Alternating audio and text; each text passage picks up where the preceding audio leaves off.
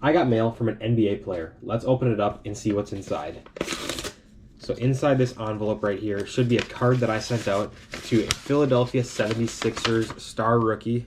So it's stuck in there, but from Philadelphia 76ers star rookie, Jared McCain. There it is right there, signed. He signed it with his autograph. His autograph says Jared, just like that, pretty cool. But this is a signed card that I got, and this is a TTM. This video is going to be all about TTMs, what they are, how to do them, and everything that you need to do them.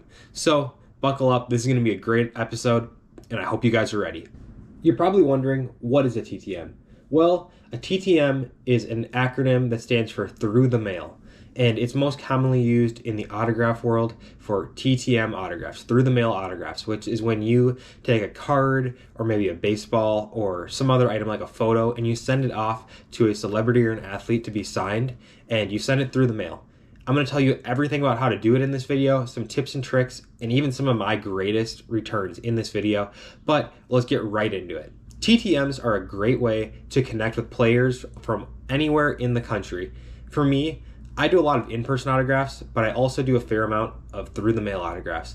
I've gotten some NBA and MLB Hall of Famers through the mail, and it's a great way to add cards to your collection. Like I said, TTMs are great if you can't be somewhere in person. Maybe you live in an area that doesn't have a professional sports team, or there's not abundant autographs to be had. So you decide you're going to send a letter and a card to some players.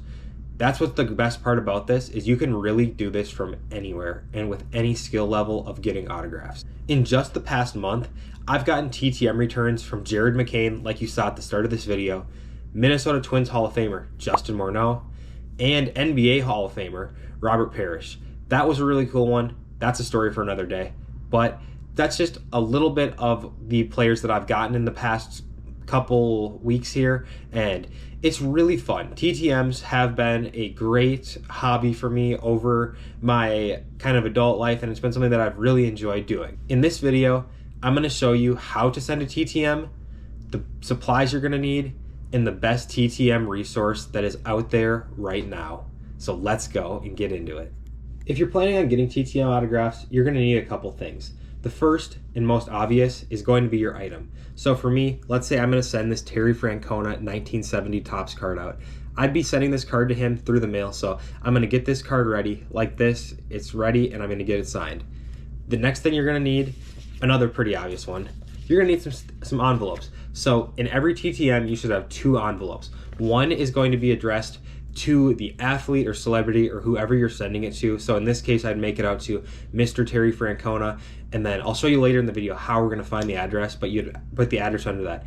And the other envelope is going to be your SASE.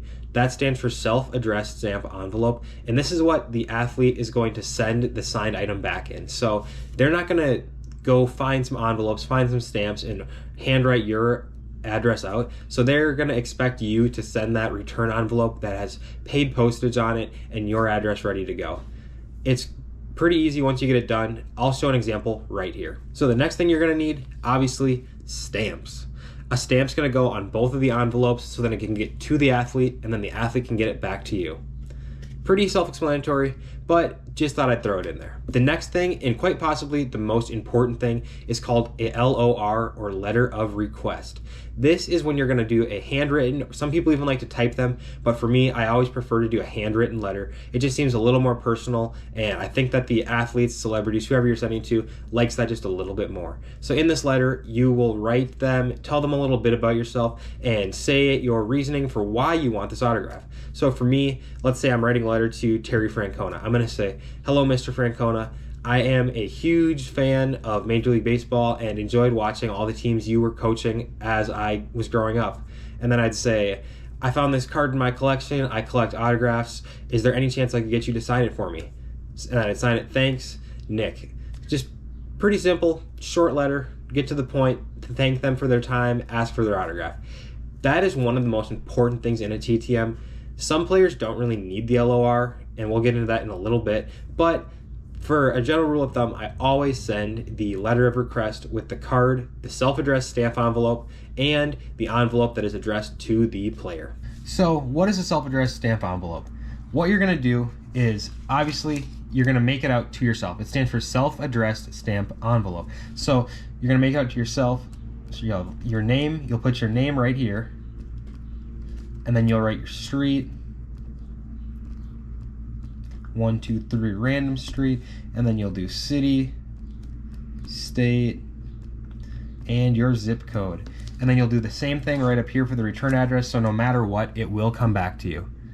After that, you're just gonna throw your stamp right here. After that, you're gonna fold it in half with the stamp on it, and you'll do this. Something I personally like to do a lot is I like to take the card, the letter of request, let's pretend I had one right here. I'd go like this, and then these are gonna go into the envelope that is going to the player that would already be addressed to the player. And you're probably wondering, how do you find the address to the player? Let's talk about it right now. So, you need to find an address. There is a resource that will help you tremendously with all this stuff. It's called Sports Card Forum. The website is sportscardforum.com. And what you're gonna do is you're gonna create a free account and you'll have access to thousands of addresses you're going to need. So if we'll take a look right here on the screen, I'm on here, and then you just are gonna go and you're gonna find the TTM manager. And from there, you can see there's a bunch of different categories. So we'll go basketball for this one right here. And there's a list of all the names. But if you want, and you can see success rates of them. So like right here, you see Kareem Abdul-Jabbar has a 54% success rate. Well, Sharif Abdur-Rahim has a 0% success rate. So he's never sent a card back that's been sent to him. But let's say, for example, let's look up Robert Parrish and let's see what we can find for him. I did just get a TTM back from him, so we're just gonna use him for an example. So you can see he's got a 96% success rate on Sports Card Forum of people who have sent to him.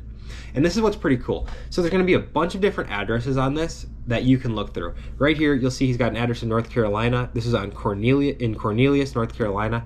And nobody's really sent here since 2020, so he must have moved. So I'm gonna keep scrolling down. Right here, we'll get to the next address, which will eventually show up. Looks like he has a bunch of successes in here, so it might take a little bit.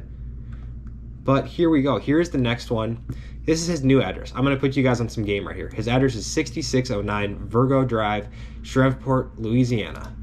So you can look through here and I can see that he's not charging a fee.